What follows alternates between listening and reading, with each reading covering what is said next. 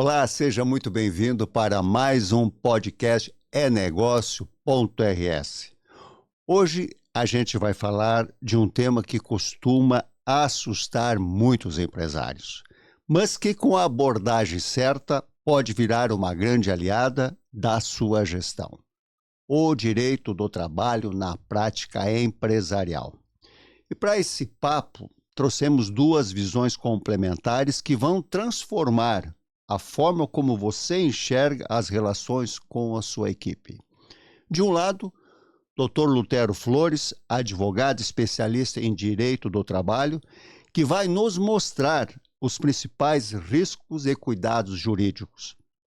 De outro, Dr. Vinícius Bondan, advogado com foco em estratégia empresarial, que vai nos ajudar a entender como aplicar tudo isso de forma inteligente no dia a dia do seu negócio. Então, pega o seu café, se acomoda e vamos começar. Nós vamos dividir em alguns blocos e o primeiro, nós vamos tratar sobre contratações com segurança e estratégia. E eu gostaria de falar primeiramente com o Lutero, se me permite te chamar assim, com essa informalidade toda. Vou começar por ti, então. Lutero, quais os principais erros que os empresários cometem ao contratar colaboradores? Jorge, uma boa noite. Agradeço estar aqui no enegócio.rs, né? Programa muito interessante para todos os empresários aí do estado, do Brasil, da nossa região, juntamente com meu colega, Dr. Vinícius. É um prazer estar aqui com todos vocês. E assim, um tema sempre muito caro, né? Um tema sempre muito em voga, muito importante, sempre em alta. Falar sobre esses aspectos, né, das relações de emprego, das relações sociais, né, que envolvem todas essas questões de contratações, todas as questões de como que nós vamos administrar dentro de um negócio as relações de emprego, que eu acho que hoje é o nosso maior desafio, né? Como que a gente vai se relacionar com os nossos colaboradores, com os nossos empregados, enfim, independentemente da denominação. E eu diria, Jorge, que assim, nós temos hoje um problema crônico no que se refere às relações de emprego, que são questões relacionadas à legislação trabalhista. Então, quando tu me questiona sobre quais os grandes erros que os empresários cometem nessas situações de contratação, eu diria que quais são os grandes erros que eles são levados a cometer em razão de tudo que nós temos, né, legislado, normas regulamentadoras, uma série de coisas, né? E eu diria que o grande problema que nós temos hoje é o processo seletivo. Eu vejo grandes empresas pecando fortemente em situações relacionadas ao processo seletivo. Nós precisamos aumentar a qualidade nisso, porque as pessoas acabam não entendendo que o contrato de trabalho, né, e eu gosto muito de falar isso, é uma compra, entre aspas, de energia. A gente paga um valor denominado a determinada pessoa e compra, entre aspas, 8 horas do dia dela, né? E quando a gente tem um processo seletivo mal feito, uma seleção que não tem uma qualidade, a gente não consegue perceber o quanto aquela pessoa pode entregar, né? Ou o quanto ela pode se encaixar no nosso negócio. Então, o primeiro ponto que eu trago seria essa questão do processo seletivo. Não sei o que o doutor Vinícius entende sobre isso. Eu acho que vamos dar uma olhada assim, porque o bate-papo ele é muito informal, mas dentro dessa tua área, a contratação bem planejada, ela impacta ou não na vida da empresa. Bom, Jorge, primeiro cumprimentos a ti, cumprimentos ao Lutero, a nossa audiência, né? Sempre um prazer estar aqui no enegócio.rs. Eu acho que a questão do recrutamento, do processo seletivo, ela é talvez a mais importante hoje no tema do trabalho, né? É como a gente inicia, né, essa relação que o Lutero bem descreveu. E sem dúvida que um processo seletivo, um recrutamento bem desenvolvido, ele consegue auxiliar a empresa em muitas questões, né? Confere, antes de mais nada, a assertividade, porque o recrutamento e a seleção em si, eles têm custos, né? Então tornam aquele recrutamento assertivo, muito mais alinhado em relação a toda a questão de estratégia, propósito da empresa, enfim. E fazendo isso, tornando mais assertivo esse processo de recrutamento, né, consegue selecionar muito melhor as características, as habilidades, as qualificações pessoais, aspectos pessoais de quem está sendo recrutado, e se eles se enquadram em uma coisa que é muito importante, muito, muito relacionada a isso, que é o conceito de cultura organizacional. E que é um conceito chave aqui que norteia hoje uma importância cada vez mais reconhecida na questão das relações de trabalho, na questão do desenvolvimento das empresas, né? E quando a gente recruta pessoas que estão mais alinhadas com a cultura, mais alinhadas com a estratégia, com a filosofia organizacional da nossa empresa, a gente diminui uma coisa que é cada vez também um tema mais presente, que é o da rotatividade, né? O chamado turnover. E o turnover, esse sim é o vilão, eu acho, né? Talvez um dos principais geradores de passivo, e um passivo que é evitável.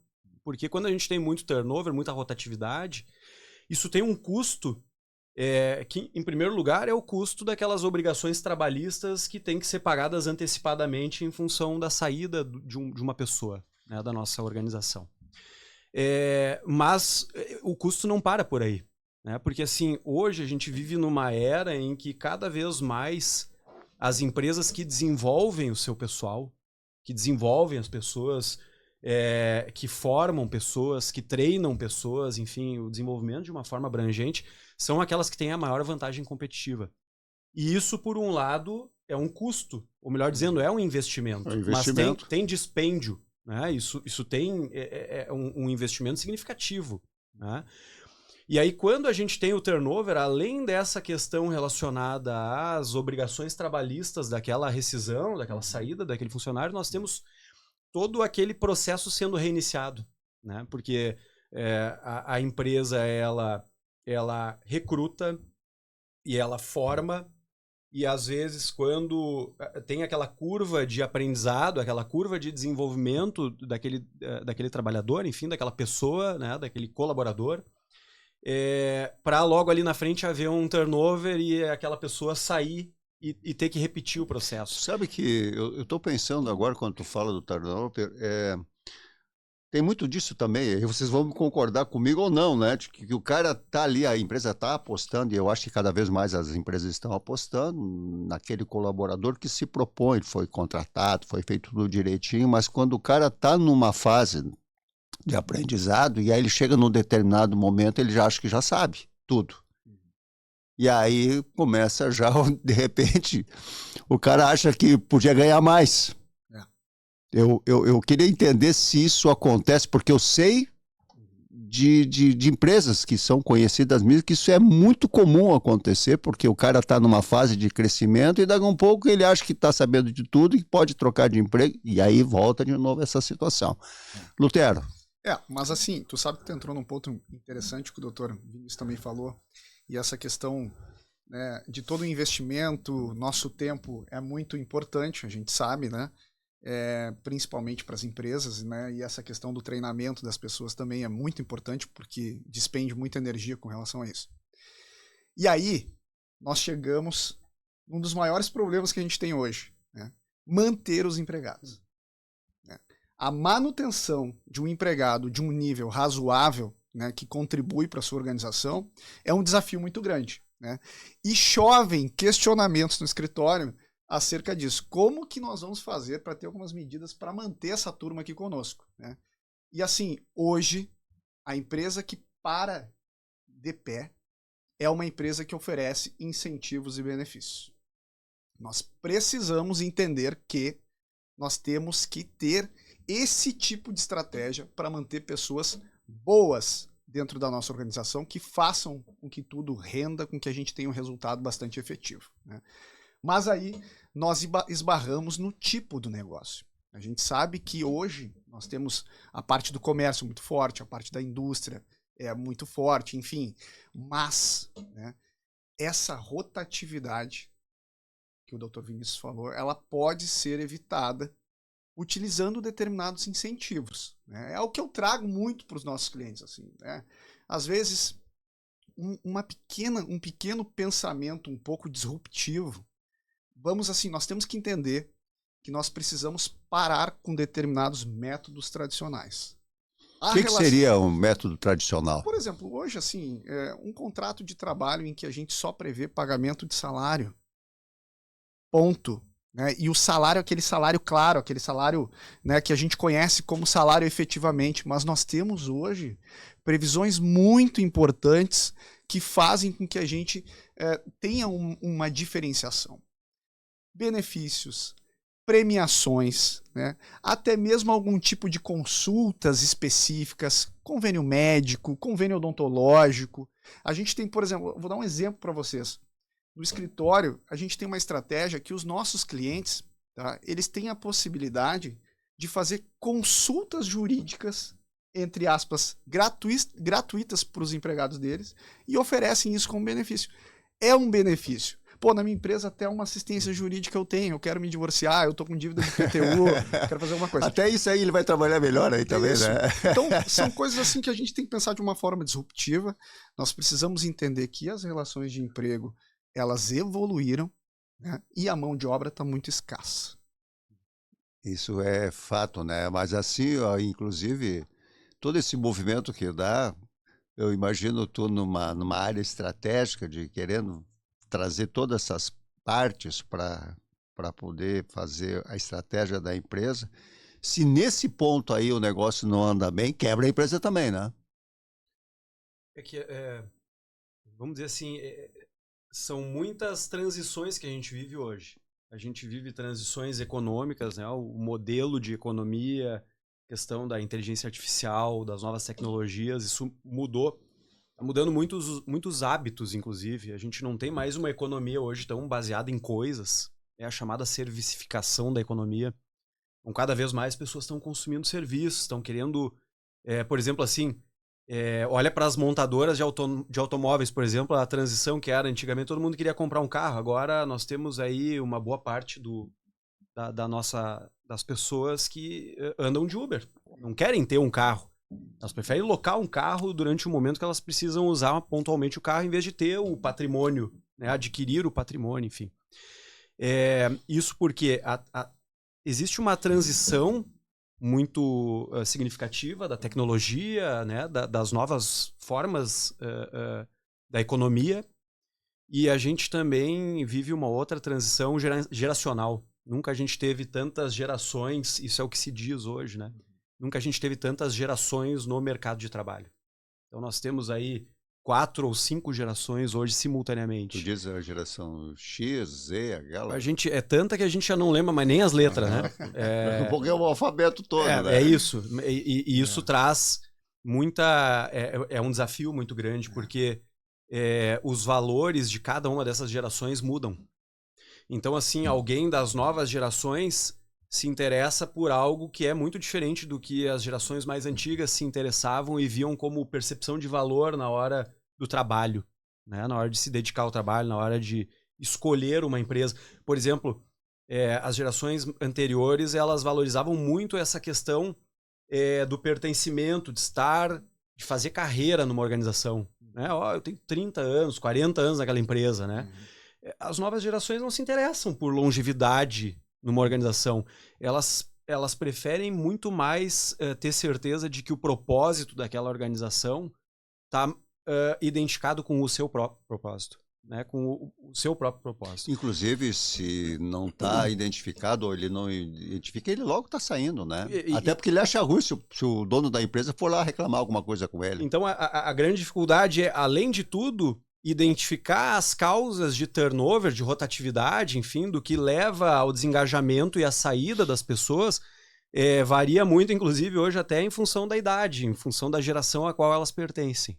Né? E porque a questão financeira, evidentemente, que é talvez o principal pilar, porque todo mundo trabalha, salvo exceções, todo mundo trabalha porque precisa do trabalho para o seu sustento, da sua família, mas a questão da remuneração, a questão financeira, ela já não é mais tão importante para as novas gerações como é para as gerações mais antigas, que estavam mais pautadas na questão da segurança financeira, enfim.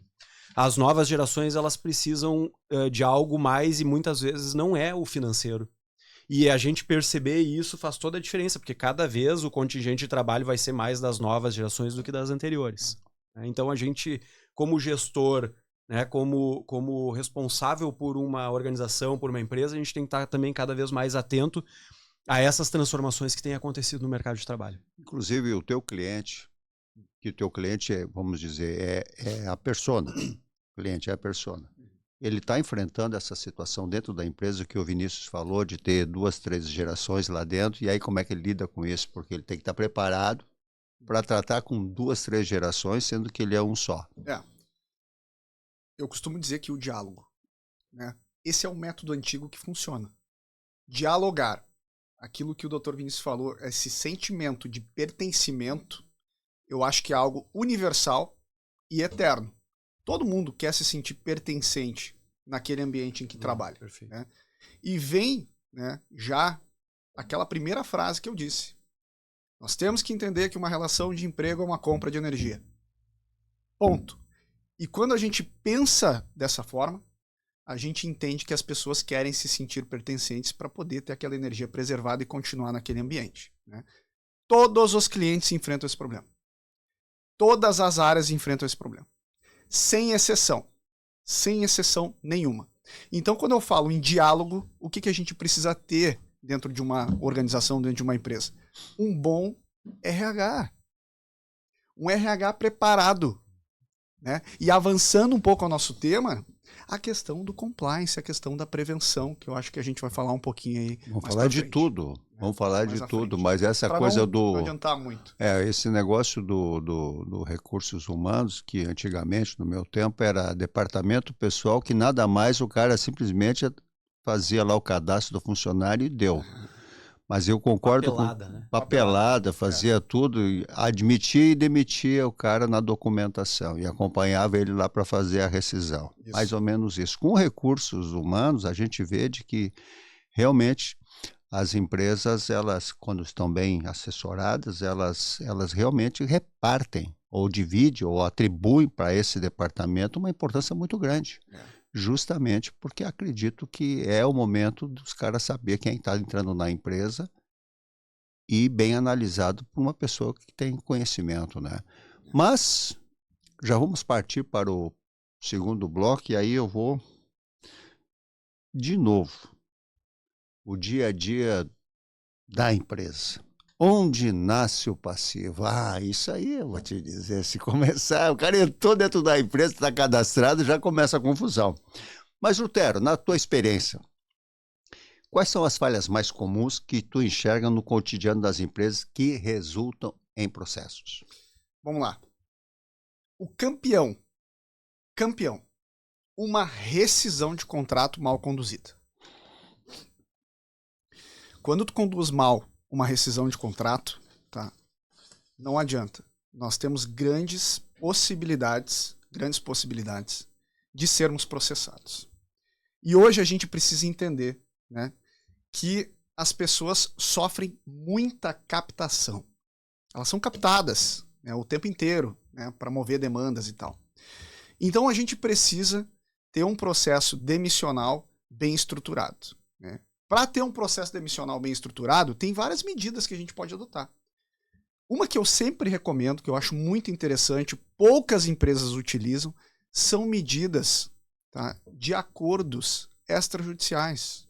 Dialogar com aquele empregado. Por exemplo, muitas vezes, durante o contrato de trabalho, aquele empregado não recebeu horas extras, mesmo tendo feito essas horas, né? E aí ele é dispensado, a empresa não alcança o valor dessas horas para ele, né? E, consequentemente, a empresa vai ter, então, um processo trabalhista contra ela. Se você sentar no momento da demissão, fazer uma tentativa de um acordo extrajudicial, né, cada parte sendo representada por seu advogado, existe uma grande possibilidade de nós termos um êxito e evitar, né, um ajuizamento de uma demanda contenciosa. Enfim, eu penso que esse é o erro mais claro que gera processo. O segundo, tá, é a falta do poder diretivo. O poder diretivo dentro de uma empresa é muito importante. E quando a gente fala sobre poder diretivo do empregador, a gente ramifica. Nós temos o diretivo, nós temos o punitivo, nós temos o administrativo. Então, esses vieses, eles precisam ser observados em cada time, enfim, tudo isso. E por fim, para devolver a palavra ao Dr. Vinícius, a falta de diálogo. A falta que o empregado percebe que ele não é uma pessoa importante pertencente àquele local. Isso gera uma revolta, que gera, bem provavelmente, uma demanda. Olha, eu vou pegar esse gancho até para ouvir as considerações a respeito. Me corrige se eu estou errado, uma rescisão feita que o funcionário lá foi lá e assinou tudo direitinho e tal, ele pode depois ainda recorrer na Justiça do Trabalho? Pode. Tá, pode recorrer. E aí, nesse caso que tu está dizendo que senta, conversa, paga aquilo que foi pago, e aí como é que fica? Porque o cara, como tu disseste, esses caras quando saem de um trabalho, eles têm advogados que vão lá dizer pro cara que ele tinha mais tanto para receber. Muitas vezes são aliciados, né? Dá para se dizer assim. Mas e aí? Como é que fica? Porque aquele cara vai pensar de que eu recebi tudo que é de direito, mas eu teria uma outra possibilidade que o advogado tá. Isso não gera também muita discussão judicial?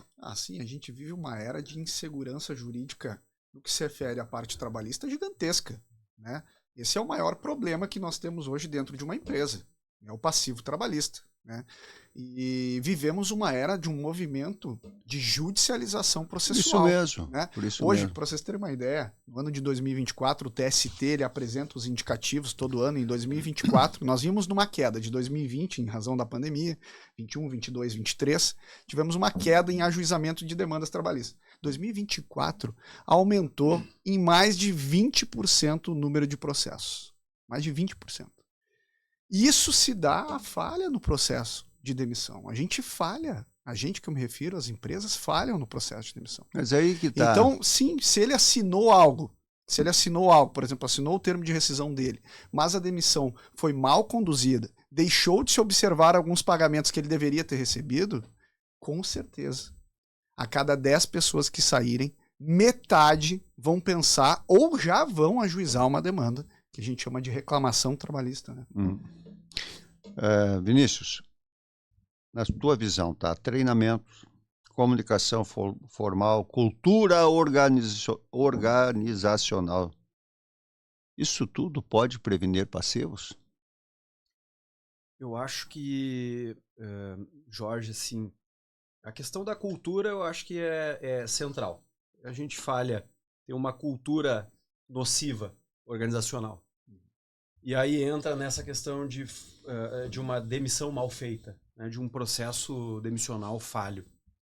Já é um enorme de um problema e já aumenta absolutamente o risco de uma judicialização dessa situação, dessa questão. Aí soma isso um meio e um início falho. Né? Voltando para a questão do recrutamento, um recrutamento falho. Uma execução de contrato falha. E aí eu digo assim, falhando inclusive do ponto de vista preventivo.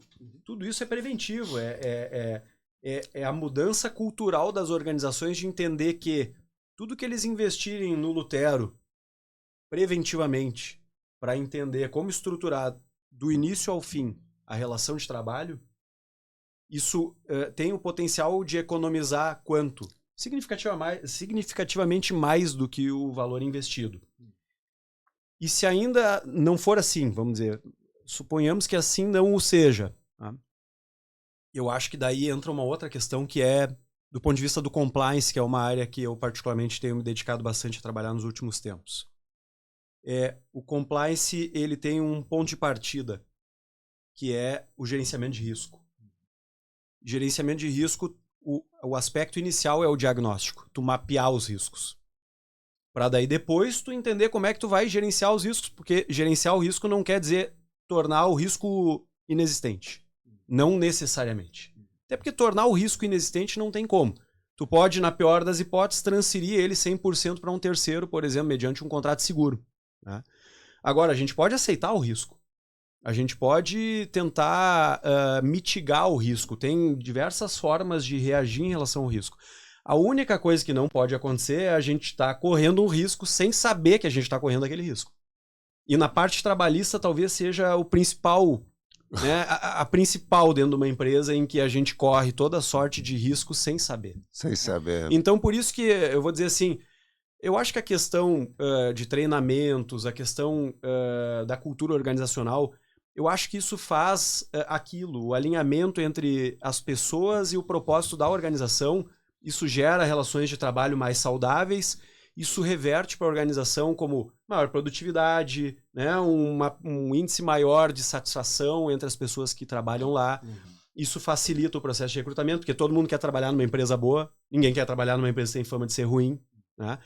Agora, não diretamente resolve a questão do passivo, embora, evidentemente, que diminui a judicialização, porque se a gente recruta bem, se a gente executa o contrato de trabalho fazendo o nosso pessoal, que é o maior patrimônio hoje das empresas, principalmente da nova economia, as pessoas, né, os talentos que chama, né? Se a gente conduz aquele contrato bem, as pessoas gostam de trabalhar, a cultura organizacional é saudável, né? E no final, se porventura tiver que terminar aquela relação, ela é terminada em alto nível, ela é terminada que nem o Lutero muito bem colocou aqui, é terminada de uma forma correta, por meio de um processo consistente, evidentemente que a judicialização vai cair a índices irrisórios, né? Mas e assim, ó, vamos imaginar a nossa região aqui, dentro desses assuntos que nós estamos até então abordando. De 1 a 10, as nossas empresas, elas estão de 1 a 10. Na grande maioria, elas estão em que número? Tratando desses aspectos. Quer falar primeiro ou eu falo? Por favor. 7. E por que isso? Né? Nós temos uma predominância de pequenas e médias empresas. Por isso que a nota 7. Né? Grandes empresas da nossa região já fazem um trabalho diferenciado. Assim, né? É difícil tu pegar uma empresa pequena, ou até mesmo de médio porte, que não tenha passivos e que deixe de fazer questões de compliance. Eu conheço poucas que investem e tem algumas que sequer sabem o nome, esse termo, né, compliance. Então, assim, aqui na nossa região, eu acho que a gente precisa repensar um pouco isso. Pois é, mas eu ia ter te perguntado, falaste muito bem agora, com relação às grandes empresas, que a gente sabe que eles realmente têm toda uma estrutura. E assim mesmo, elas também, claro, em escalas menores, né, mas elas, tudo certinho, mas também tem ação de justiça? Aí tu entrou numa situação que eu iria falar. Todos os empresários fazem a mesma pergunta, né, Vinícius?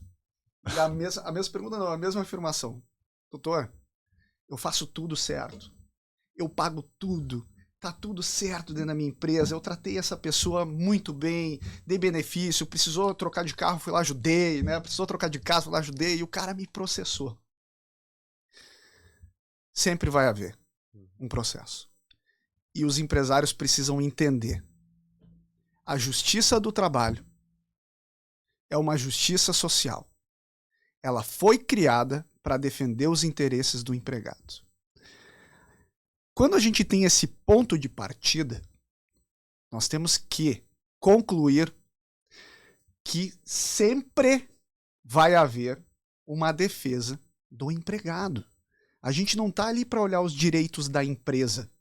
Esqueçam isso. O juiz do trabalho é um juiz social. Ele vai identificar as mazelas dessa relação social. Fora isso, ele não vai fazer mais nada. Tá? E assim, vivemos uma era na justiça do trabalho muito delicada. Estou há 15 anos como advogado trabalhista empresarial. 15 anos. E cada dia que passa, eu vejo que nós não vamos ter uma modificação para, né, privilegiar, entre aspas, as empresas. Esqueçam. Isso não vai acontecer. Eu até acho que, hein, Vinícius? Tu ainda é de uma geração depois da minha, tá? Com certeza. Mas eu vou te dizer de que eu acho que devido a essa quantidade de ações que passaram a ter na Justiça do Trabalho, houve também grandes avanços trabalhistas, né? No sentido assim de uma melhor condição de trabalho. Eu acho que aí foi tudo meio colocado à força, porque os caras viam, os advogados viam algumas brechas de atividades insalubres que hoje tu entra numa empresa, estou falando do calçado, que é predominantemente aqui na nossa região, tu nem parece que tu está numa fábrica de sapato, né? Tu não parece, porque é um negócio de primeira linha. Isso aí eu acho que se deve muito também a tudo isso que aconteceu aí, os caras batendo na tecla. Mas, e aí, como o próprio Lutero falou, disseste que o empresário faz essa pergunta e tu fazendo uma gestão de riscos, como é que vocês enxergam isso? Sabendo que fazem tudo de acordo e que vai tomar uma bola nas costas. É que é uma questão relativa, né? Eu escuto muito isso. Inclusive, o advogado geralmente é o vilão da história, né? Porque acaba colando no advogado a questão judiciária, toda a questão da administração da justiça como um todo. As pessoas andam de uma forma geral insatisfeitas com a administração da justiça no Brasil, né? E não poderia ser diferente na Justiça do Trabalho, assim como não é em nenhuma justiça especializada ou na justiça comum. A gente precisa entender, né? Eu acho que essa é uma questão importante. Agora, se a gente, voltando, né? Se a gente tem processos claros, bem estruturados, se a gente tem uma cultura de agir preventivamente, gerencia os riscos, conhece os riscos do ponto de vista trabalhista, por exemplo, né? Onde que é a geração de passivo potencial que eu tenho dentro da minha empresa? E eu estruturo processos para me assegurar de que a legislação vai ser cumprida, de que eu vou documentar de forma adequada, porque do ponto de vista trabalhista, assim, eu vou dizer, eu acho que assim, a discussão do ponto de vista da empresa, ela é muito menor em relação a ter ou não ter o direito sobre, em relação a conseguir demonstrar que tem o direito, porque eu não atuo diretamente na Justiça do Trabalho, mas atuo na área da gestão e essa é uma questão absolutamente presente, né? As questões trabalhistas. Mas basicamente, via de regra, o principal problema é que a empresa não consegue documentar adequadamente o cumprimento da lei. Não é que ela não cumpre a lei. Claro, existem empresas que não cumprem a lei, evidentemente. Existem pessoas, empresas, pessoas físicas e jurídicas que não cumprem a lei, infelizmente, no nosso país. Mas eu diria assim que o grande vilão dos passivos trabalhistas para empresas é a empresa não estar adequadamente estruturada para documentar de forma correta aquela relação trabalhista. E aí ela não consegue fazer a prova em juízo que ela precisa fazer e por isso que ela, como a Justiça do Trabalho, ela é estruturada de uma forma mais protetiva em relação aos empregados, né?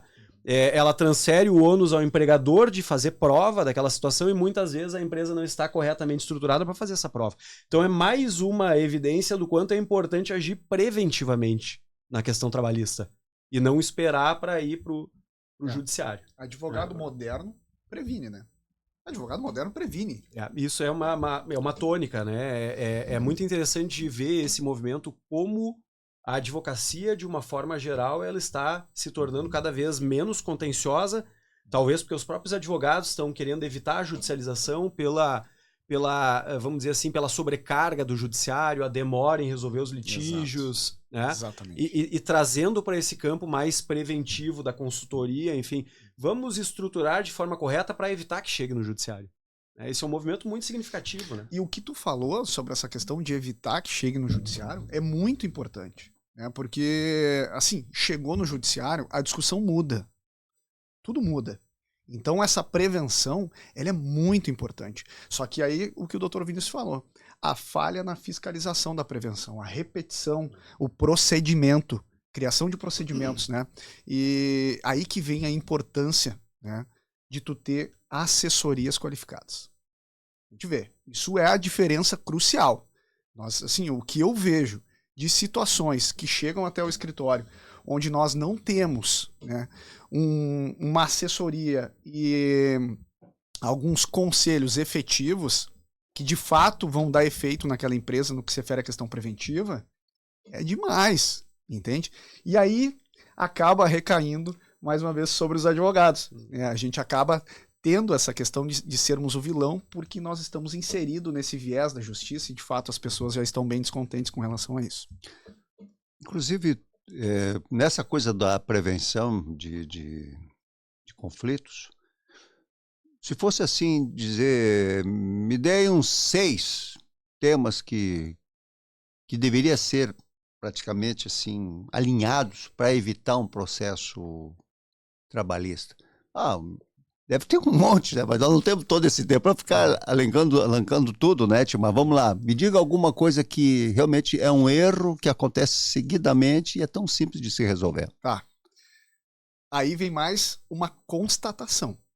Vou trazer uma constatação documentada através dos índices fornecidos pelo TST, Tribunal Superior do Trabalho, no ano de 2024. Número 1, falta de pagamento de insalubridade quando devida. Número 2, falta de pagamento de horas extras. Número 3, campeã, tá lá em cima, doenças ocupacionais, acidentes de trabalho, danos morais advindos da relação de emprego. Esse é um dos maiores problemas que nós temos. Os entendimentos hoje na jurisprudência. Está falando a nível de Brasil. Falando a nível de Brasil. Tá, mas isso aí não, essa média aí não tem muito a ver lá para o norte e nordeste, que realmente não. Lá. Na prática, Jorge, assim, na prática, todos os processos eles têm pedidos padrões. Tá? Em todos os processos nós vamos encontrar pedidos de hora extra, todos eles. Nós vamos encontrar, na maioria das vezes, pedido de insalubridade, mesmo o empregado tendo recebido, porque daí se faz um pedido de diferença de grau de insalubridade. Né? Exemplo, o empregado recebia 20% de insalubridade, que é o grau médio. Tá? Eles entram solicitando a diferença para grau máximo. Né? Também, pedido de assédio moral. Hoje em dia, o pedido de assédio moral ele é muito ramificado. Nos processos, doutor Vinícius, assim, especificamente relacionada ao dano moral em decorrência do assédio moral, temos uma ramificação onde eu já cheguei a pegar processos com 5 pedidos dentro do tópico de dano moral. Dano moral por falta de pagamento de FGTS, dano moral porque se desentendeu com um colega do trabalho, dano moral porque não recebeu hora extra, dano moral porque a relação do chefe imediato não era boa, dano moral por situações existentes com relação a preconceitos. Tudo isso. É dano moral. Dano moral. E também, para finalizar, que eu verifico, né, bastante no que se refere aos pedidos, questões estabilitárias.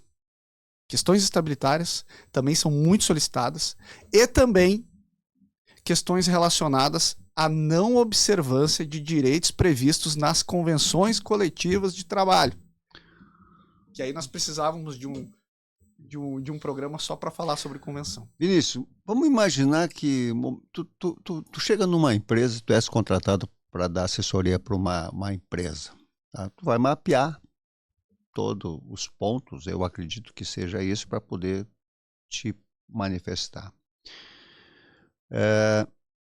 Tu entende que partindo do zero, e tu vendo as dificuldades que essa empresa está passando sobre determinadas áreas, é possível criar uma cultura interna que antecipe e resolva esses conflitos antes que chegue à justiça? Eu vou te dizer assim, ó, essa seria a tua assessoria dizendo, nós temos que fazer isso. Como é que o empresário recebe isso? Porque isso aí vai demandar uma série de outras coisas também, que ele vai ter que chegar e vai ter que sentar na mesa com o empregado, ele vai ter que chegar e conversar com o empregado de uma maneira diferente. Há resistência nesse aspecto?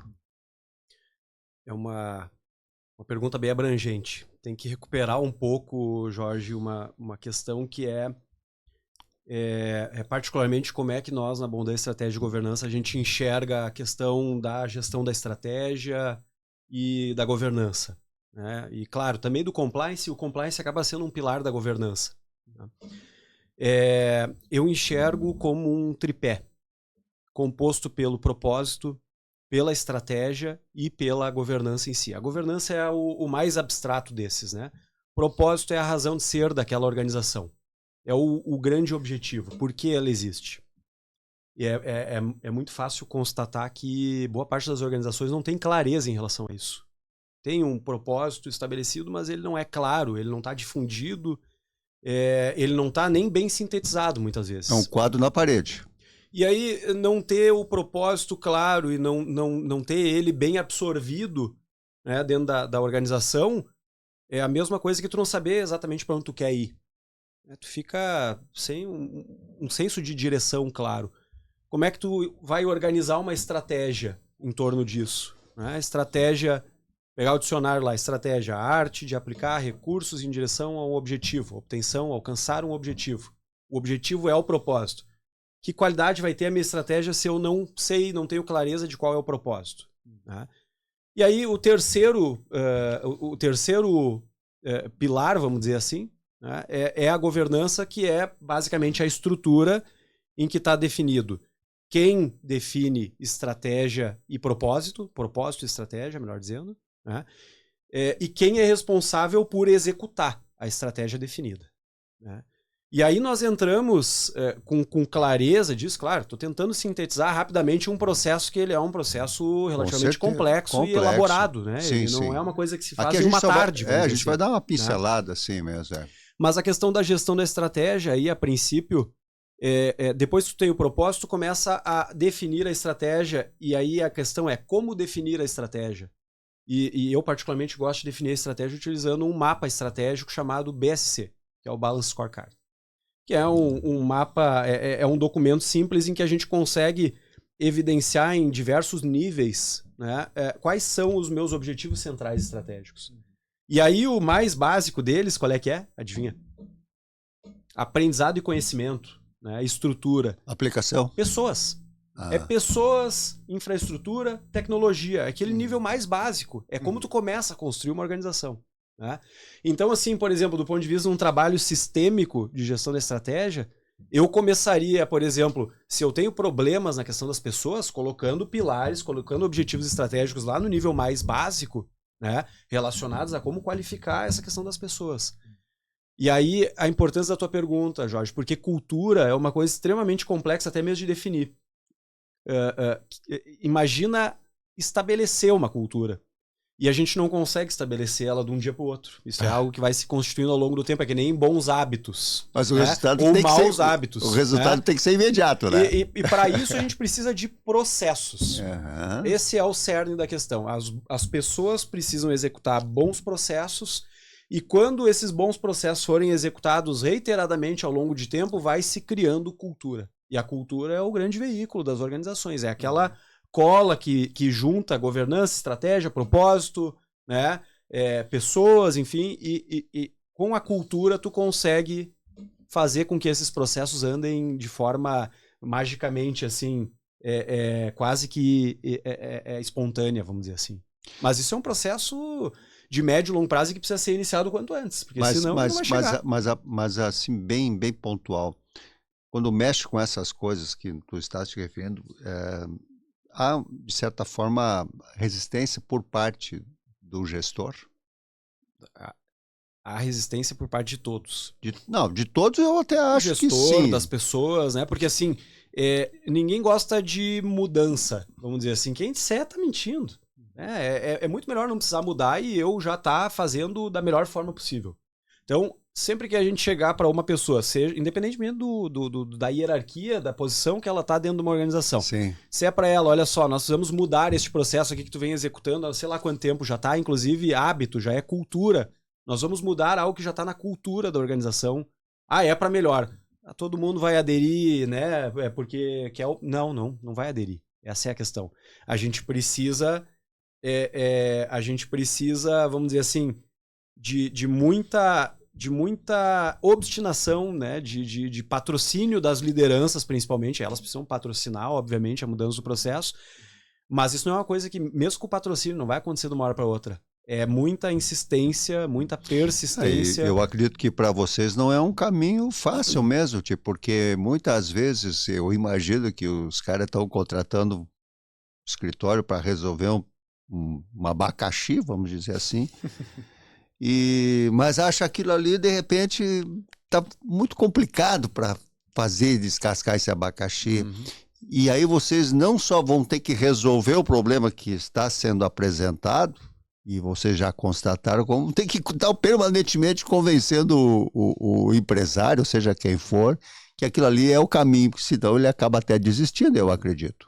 Sem dúvida. Aí que tem aquele gancho que tu deixou, que a gente visualiza também no nosso dia a dia como advogado, nessa relação com as empresas, a dificuldade de criar lideranças.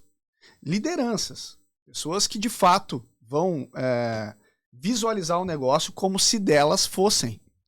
Isso é muito difícil.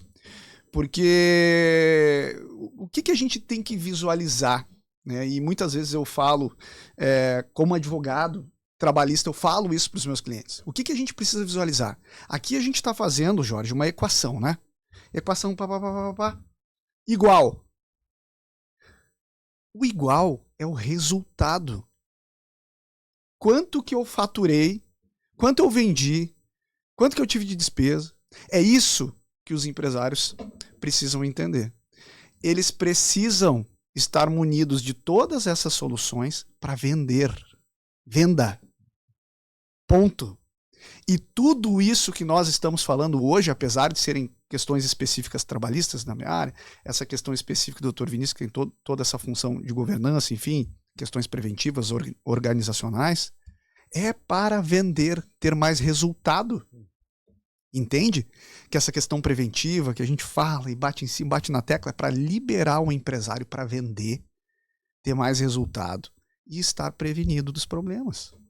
Basicamente, com todo respeito, é isso. De novo, olhando a nossa região, porque a gente está tratando...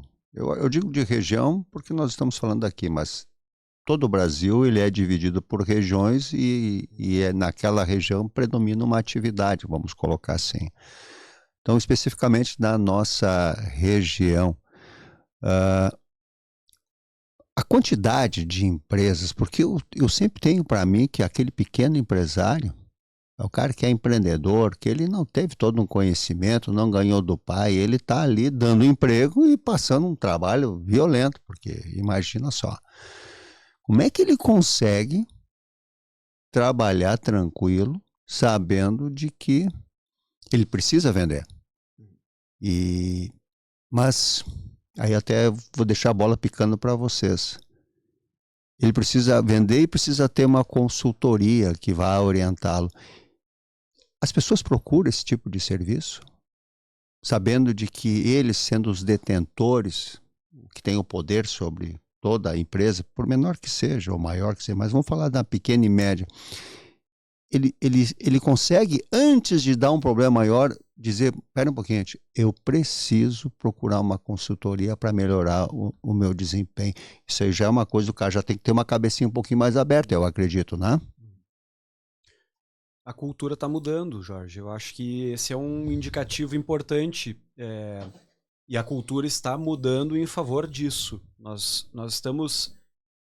Eu acho que a principal mudança, a gente está enxergando negócio, a gente está enxergando gestão de uma forma diferente. Cada vez mais. Nós estamos trabalhando muito mais a importância dos temas relacionados à gestão. Governança, estratégia, compliance, recrutamento, né, o desenvolvimento dos recursos humanos, enfim, temas da gestão que antes não eram discutidos. Né? As empresas, elas, anteriormente, vamos dizer assim, elas se desenvolviam muito mais em função de bons produtos, bons serviços prestados e deixando à margem toda aquela questão relacionada à gestão propriamente dita, à administração, atividade meio, enfim.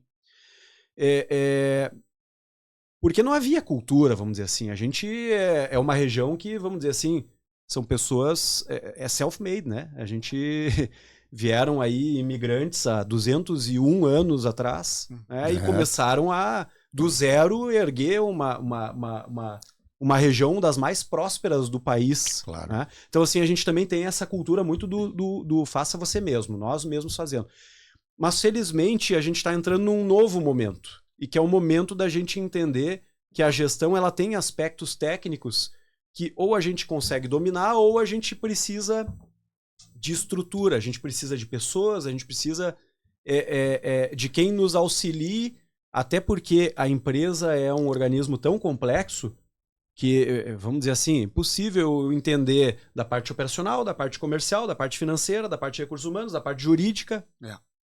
Então, assim, é uma falácia, é ilusório eu achar que eu sozinho vou conseguir dar conta de todas as funções do meu negócio, de todas as demandas, as necessidades que o meu negócio precisa em termos de gestão, né? Seja a gestão da estratégia, seja a gestão executiva. Né?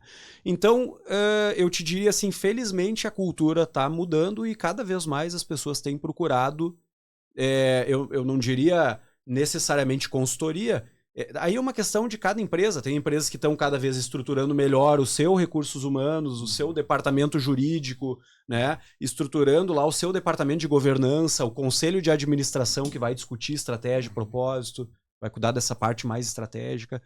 E tem outras empresas que optam por terceirizar, né? Contam aí com o escritório do Dr. Lutero, né? Contam com a consultoria das várias consultorias que nós temos de ótima qualidade aqui na nossa região. Então, assim, é um momento muito promissor, Jorge. Inclusive a ACI, uma entidade de classe, ela também proporciona para quem está associado muitas possibilidades nesse sentido, porque está se falando bastante. Né? Nós temos a ACI, nós temos a CDL, realizou um belíssimo fórum há pouco tempo aí falando de temáticas relacionadas à gestão. Nós temos o Sebrae, né, cada vez mais ativo, né? E outras entidades, inclusive, nesse ecossistema, né, de desenvolvimento do empreendedorismo e dos negócios, a própria Dutra. Né? Então, assim, olha quantos players, né, altamente qualificados nós temos aí como suporte ao desenvolvimento de negócios em alto nível. Uma referência importante também, o Tech Park da Fevale. Eu acho que é uma referência importante. As incubadoras como um todo, né? Perfeito. Particularmente sou o mentor do Tech Park da Fevale lá na questão trabalhista. E só pegando esse gancho, doutor Vinícius, respondendo a tua pergunta, Jorge, não tem mais possibilidade de tu ter um negócio de pequeno ao médio porte sem tu ter uma assessoria. Não tem. Porque nós vivemos uma era de insegurança, principalmente jurídica, muito grande. Então nós temos que ter. Né? Se tu não tem, com certeza vai estar adquirindo passivos. Então, assim, a própria legislação, infelizmente, te obriga a ter. Nós tivemos agora uma notícia recente acerca da edição da NR número 1, a 01 que a gente fala, né? Que vai tratar de todas as questões psicossociais dos empregados das empresas. Excelente lembrança. E isso é uma alteração tão grandiosa, algo de uma magnitude tão impactante dentro de uma empresa, que a gente não consegue compreender o que é psicossocial. O psicossocial não é só do ambiente de trabalho. O psicossocial é da vida como um todo. E agora os empresários vão precisar observar determinadas normas do psicossocial de pessoas que têm uma vida fora da sua empresa e serem responsabilizados por aquilo. Tá brincando? Então, como que nós não vamos ter uma assessoria para tratar desses desdobramentos? É impossível. Tu vai ter 5 empregados, tu vai ter 10, tu vai ter 100, tu vai ser tratado muito semelhante. Então, nós temos que ter muito, muito cuidado, muita atenção. E os empresários precisam estar atentos a essas assessorias, né? E como o doutor Vinícius falou, na nossa região tem várias assessorias de muita qualidade. Os empresários não precisam sair daqui para buscar em outras cidades, porque nós aqui em Novo Hamburgo e região temos assessorias ótimas em todas as áreas. Eu sou também do tempo da a empresa, pequena empresa, tinha um escritório de contabilidade terceirizado. Isso já não é mais suficiente, então. Não é mais suficiente. Não, e a própria contabilidade está mudando. É. A contabilidade sempre foi muito focada no aspecto fiscal e ela cada vez está focando mais na questão gerencial. Contabilidade como instrumento para prover o gestor de informações para tomada de decisão. Então, a própria contabilidade está mudando em função dessa onda que a gente vivencia e que é algo extremamente positivo. Nós estamos cada vez adquirindo mais cultura empreendedora, cultura de gestão. E isso só tende a fortalecer cada vez mais os negócios aqui da nossa região. Isso está se desenvolvendo à medida da necessidade do cara para apagar um incêndio. Ou tem muito... Como é que eu vou dizer assim? Eu queria que vocês me ajudassem. Posso te dar um exemplo? Por favor. Vou trazer o exemplo do Tech Park. Nós temos um cliente lá que atua no Tech Park, que tem uma assessoria conosco. Mas, cara, é incrível como as pessoas entendem de tecnologia. E são tecnologias super avançadas, assim, empresas inovadoras, mas muitas vezes pecam nos processos humanos, nos processos sociais, né? Então as pessoas aceleram demais o seu negócio, vamos acelerar o nosso negócio, mas esquecem muitas vezes do básico. E o básico é tudo, é a tua base, né? É a tua base. Então, assim, nós temos que tomar cuidado com esses novos negócios. Começar do jeito correto. Hoje a gente vive um fenômeno, por exemplo, sempre puxando para a área trabalhista, até peço desculpas, mas é porque eu sou advogado trabalhista, então eu vejo esses problemas muito claramente. Vamos falar sobre pejotização. Só tem que ter o cuidado, porque se o Vinícius entrar numa empresa que tu tá trabalhando, ele organizadão lá, daqui a pouco tu não vai conseguir mais trabalhar lá, porque vai evitar um monte de processo trabalhista, viu? A primeira coisa que eu ia fazer, se ela tem problema trabalhista, é chamar o TER, para estruturar bem, do ponto de vista jurídico, as relações trabalhistas. Aí, ó, já vamos firmar uma parceria, já tá firmada, já tá selada. Mas, enfim, a gente vive muitas eras de precarização do trabalho, por erros básicos. Por erros básicos, os empresários precarizam a sua empresa sem precisar. Mas aí, vamos pegar exatamente isso, porque quando a gente fala de tecnologia, que os caras estão com a cabeça a mil, tá? Isso, vamos então trazer para quem não está com todo esse pique, mas eles estão pensando no negócio em si, de fazer aquele produto, acertou aquela matriz, fez aquele negócio e vamos embora, e aí esquece o resto. É mais ou menos isso, então? É mais ou menos isso, porque assim, o dia a dia te engole, né, Jorge? O dia a dia numa empresa te engole. E tu não vai ficar o tempo todo utilizando sistemas preventivos e protocolos e não sei o quê. E aí que vem a criação do passivo. Aquela questão de, tipo assim, de tu manter aquela situação, não apagar aquele incêndio no momento que se tem. E aí que vem a questão da estruturação. Mas a gente sabe a dificuldade que é tocar o negócio dia a dia. Nos nossos escritórios, eu falo por mim aqui agora, no meu escritório, onde a gente tem um número razoável de pessoas trabalhando conosco, já é uma dificuldade, entende? Porque todas as pessoas precisam se dedicar, as pessoas vêm dar sugestões, as pessoas têm que estar lá, precisam estar com energia e tal, e aqui vai até um elogio para a minha equipe, toda a minha equipe é incrível, né? Adoro cada um deles, todos se dedicam muito. Eu sei que vão olhar depois esse podcast, então estou dando um elogio a eles. Então, assim... Diálogo, viu, Vinícius? É diálogo. Clima organizacional. Exatamente. É isso. Então, assim, os empresários precisam muitas vezes, né, pisar um pouco no freio, repensar um pouco as suas medidas e aplicar, né, assessorias qualificadas dentro do seu negócio. Eu te pergunto para vocês, tá? Justamente para isso, assim. Qual é o papel de uma assessoria jurídica preventiva numa gestão empresarial? Acho que mais pro Lutero essa. Assim, aquilo que eu falei anteriormente. O empresário tem que se preocupar com a venda. E conforme o Dr. Vinícius falou, né, ele não tem possibilidade de abraçar todas as áreas. É financeira, é jurídico, é RH e tal. O advogado tem o objetivo na assessoria de atalhar com qualidade determinadas situações que o empresário não consegue fazer. Prevenir problemas. Sem sombra de dúvida é isso. E se precisar defender algo que já está judicializado, Hoje em dia, nós advogados precisamos bater na mesa e chegar no judiciário com muito respeito, mas com muita firmeza.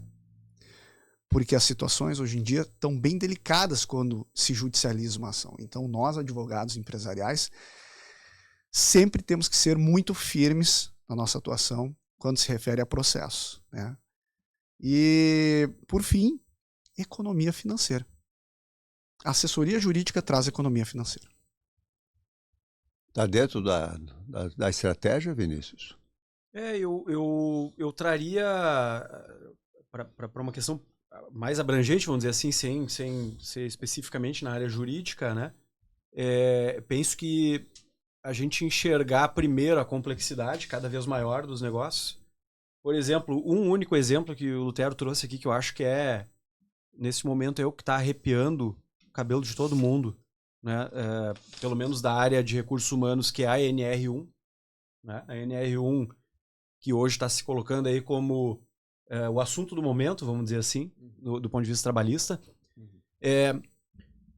Isso é um exemplo da complexidade de fazer negócio cada vez maior, cada vez mais complexo fazer negócio e vamos dizer assim, tocar negócio, tocar a empresa. A empresa, a organização como um todo, ela é cada vez mais complexa, mais diversificada, e ela demanda conhecimentos diversos, mas que, por outro lado, precisam ser conectados. Então, a função, vamos dizer assim, do dono da empresa é como a grande liderança, que não é que precisa saber tudo, porque é impossível saber tudo, ninguém sabe tudo. Né? Mas o dono, ou vamos lá, o CEO da empresa, né, independentemente, conforme o tamanho da empresa, a função dele é justamente prover a empresa com os conhecimentos e as habilidades necessárias para dar conta de toda essa complexidade, mas articulá-los. Porque o jurídico lá falando sozinho em relação ao RH, né, o RH falando sozinho em relação ao financeiro falando sozinho em relação ao comercial, isso não dá certo, né? A empresa não vai para frente dessa forma. Então, assim, importante que quem está nos assistindo, né, que é dono de negócio, que é CEO de uma empresa, né, tenha clareza de que ele é o responsável por articular toda essa complexidade, todo esse saber, né, e que não necessariamente ele precisa deter esse saber. Né? Ele é o responsável por articular e enxergar isso de uma forma holística, de uma forma transversal, de uma forma estratégica, conectando diversas pessoas com diversas habilidades e saberes em direção a um objetivo que é o propósito de cada empresa, né? Realizar o seu propósito. Segue. Eu penso que é isso. Eu acho que o Dr. Vinícius foi muito, muito feliz nessa colocação. Mas, enfim, as dificuldades estão aí. Eu, inclusive, eu estou agora parado pensando, porque a gente já conversou sobre tantos pontos, olha, prevenção, essa coisa toda, mas eu vou usar um termo que, de repente, cai de novo agora, blindar. Aí eu vou dizer assim, ó, se pudesse apontar 3 pilares para uma empresa estar blindada, nesse aspecto trabalhista, vocês teriam algum para poder colocar? Eu falei em 3, mas se tiver alguma mais, tudo bem. Porque a gente já falou de tanta coisa, mas assim, ó, bem direto. Blindar. Direto. Blindagem. Investimento em pessoas. Primeiro ponto. Né? Segundo ponto, investimento em processos. Né? E terceiro ponto, vendas. Porque as vendas trazem a capacidade financeira para tu investir em todas essas outras coisas no teu negócio.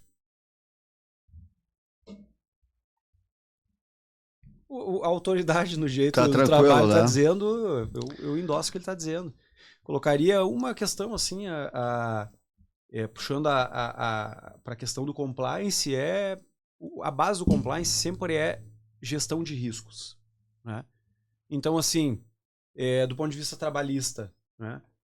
Investir em um bom diagnóstico de quais são os passivos potenciais, né? Esses passivos contingentes, enfim, tudo que eu tenho de risco de passivo, para aí, particularizadamente, eu analisar cada um deles e definir uma forma de gerenciar aquele passivo. mesmo seja aceitando ele, por vezes, às vezes eu vou simplesmente aceitar, porque muitas vezes um passivo, o custo para tu gerenciar ele é maior do que o próprio passivo. Então, assim, é aquela velha história, não compra um cofre de 100 para proteger uma nota de 10, né? Então, assim, às vezes simplesmente aceita o risco, mas, assim, aceitar riscos de forma consciente, né? Porque eu acho que esse é o não corre um risco que tu não sabe, né? Tá lá o Nassim Taleb, lá, quem leu alguma coisa do Nassim Taleb sabe que ele é o que diz assim, é isso, não, a gente tem que ter clareza em relação aos riscos, né? Não podemos correr riscos que a gente não sabe que existem, até porque a gente não consegue prever o imprevisível. Né? A incerteza, ela é imprevisível, é por isso que é incerteza.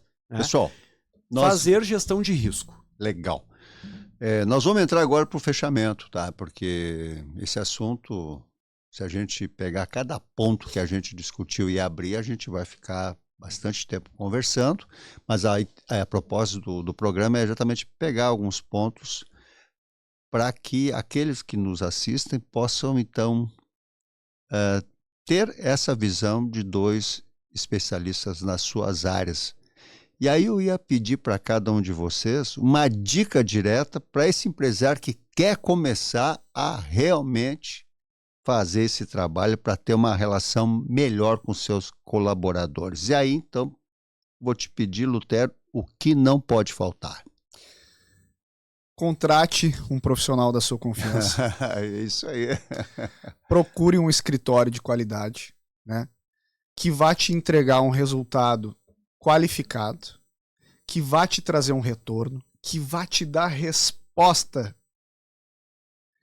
Esse é o maior problema de nós, advogados. Muitas vezes, não quero generalizar, evidentemente, a maioria dos advogados são incríveis, mas a falta de retorno, a falta de resposta no momento em que aquela pessoa tem a dor. Quando nós chamamos o advogado, é porque nós estamos com uma situação bastante latente, urgente. Então, assim, contrate um profissional que tenha uma estrutura que vá te trazer retorno e te dar resposta imediata, eu não diria, mas no momento adequado. Então, comece a pensar nisso, porque muitas vezes uma assessoria, tá, pode ser que não custe o valor que tu paga para o teu gerente. Então, assim, não é um serviço extremamente caro, é muito acessível para o resultado que se entrega. Perfeito. Vinícius, e por onde começar para ter essa visão de futuro? Eu diria assim, Jorge, tenha clareza em relação ao propósito organizacional da tua empresa, né? Então, assim, tenha clareza em relação ao propósito organizacional e crie processos para realizar ele, que tu vai gerar uma cultura, vai gerar cultura organizacional. E aí depois recruta pessoas que estejam adequadas a isso, que se encaixem nesse propósito, nessa cultura organizacional. Meu caro doutor Lutero, doutor Vinícius, eu quero agora, o programa é Negócio.rs, quero muito agradecer pela participação de vocês, primeiro porque a gente sabe da vasta atuação de vocês aqui na nossa região e não poderia ser diferente com esse propósito que o programa tem, é trazer realmente profissionais das suas áreas para que outras pessoas tenham essas informações que são tão pertinentes dentro de cada área, né? Então, eu quero muito agradecer a vocês e também a ti, inclusive, como pegando o gancho do Dr. Vinícius, às vezes a gente está com negócio, mas processo, mas às vezes eu nem sei qual é que é o processo, eu sei fazer o meu produto. Então, é o momento de começar a entender o que é isso. Eu estou falando isso para aquele pequeno e médio empresário, porque para isso eu tenho certeza que um dia tu vai ser grande também, né? Então, a gente quer muito também te agradecer pela tua audiência e esperamos que nos acompanhe, que em breve a gente vai estar sempre colocando cada vez mais informações para vocês. Muito obrigado e uma boa noite.